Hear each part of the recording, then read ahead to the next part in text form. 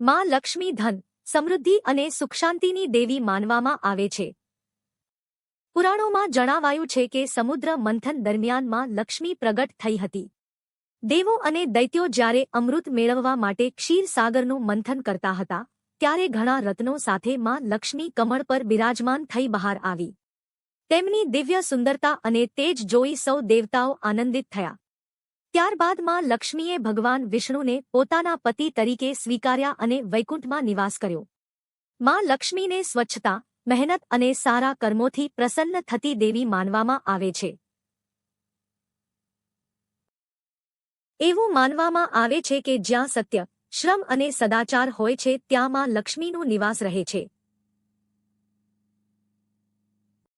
દિવાળીનો તહેવાર ખાસ કરીને માં લક્ષ્મીની પૂજા માટે મનાવવામાં આવે છે.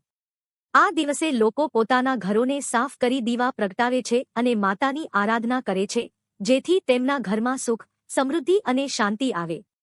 માં લક્ષ્મીની આ કથા આપણને શીખવે છે કે માત્ર ધન જ નહીં, પરંતુ સારા વિચારો, મહેનત અને સદાચાર પણ જીવનમાં સાચી સમૃદ્ધિ લાવે છે.